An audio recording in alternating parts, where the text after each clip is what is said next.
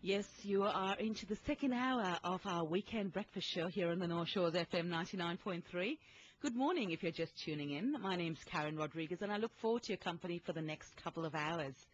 Coming up very shortly at 8:15 in our Author's Corner segment, I'm going to talk to a remarkable young woman via her mother. Wheels in Motion is the autobiography of a 27-year-old woman, Laura McGee, who has a severe physical disability, which includes being completely non-verbal, i.e. she cannot speak. Wheels in Motion covers Laura's life from birth through to her mid-20s.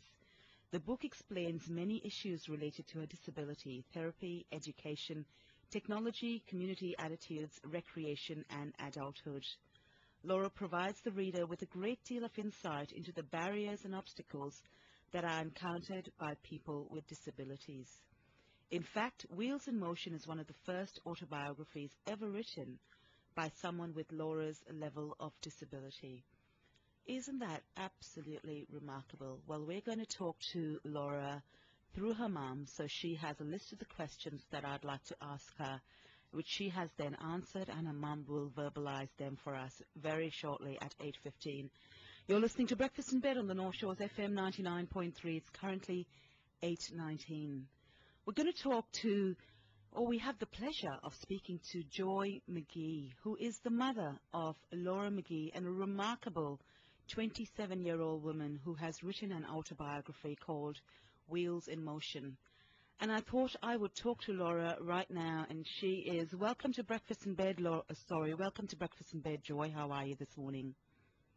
Are you there, Joy? Yes, I am. Oh, there we go. Thank you.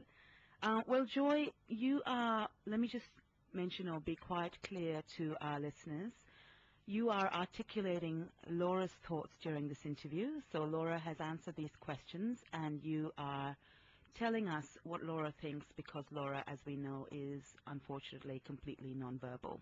Yes, I'm just reading what Laura's written. Okay. Well, my first question to Laura via yourself is, when did you decide to write this book, Wheels in Motion, and what was the objective when you decided to write it? When I was in primary school, I thought I'd like to be an author. Over the years, different people around me kept telling me that I had a unique story, which I should share. So when I finished high school in 2001, I started writing.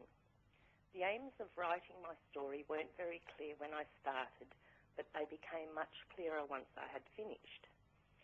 I would like to encourage people with disabilities to get out and live the best quality of life they can. I hope to inspire parents of children with disabilities to do what they can to help their child reach their potential. Finally, I would like to give the general public more insight about people who have disabilities. Wow. Okay. Sorry, I'm getting a little bit emotional here. So, with this disability, just wanted to clarify that Laura has had cerebral palsy and has pretty much been nonverbal, and with this disability from the time that she was a very small child. So I'm amazed as to how somebody with this disability could write a book. So can you describe potentially the practicalities of how you wrote this book? Did you type it out yourself, or did you convey your thoughts to yourself, Joy, and your mum then wrote it out? And tell us a little bit more about that. Laura's written, I typed it out myself. I accessed the computer using 2 head switches and a specialised program. One switch is on either side of my head, which are attached to the headrest of my wheelchair. I type in Morse code, so one switch represents a dot and the other a dash. Wow. So you have written out this book in a compilation of dots and dashes and actually completed an entire book, which I have in front of me. Yes. Laura, that is truly, truly remarkable. Laura, you spoke about the power of integration at school when you were 10. Can you tell us a little bit more about that and the difference it made to you? Before moving to a support unit within a primary school, I didn't have many opportunities to socialise with able-bodied peers. Integration was the first main time I got to mix with children my own age. Besides my older brother and his friends, I didn't have many able-bodied friends until I moved into a support unit within a school. Having these children as friends brought a sense of normality to my life. Also, I had the opportunity to learn the proper curriculum, and that gave me the confidence and knowledge to be in mainstream classes when I reached high school. Wow. And so what would you like to tell children and parents of children who are suffering with a disability, Laura? In my eyes, the most important thing for children who are nonverbal is for people to do whatever they can to ensure the child has some form of communication. Lots of people see being able to walk as the biggest priority, and that is all well and good, but being able to get your message across and interact effectively with others is more important than walking.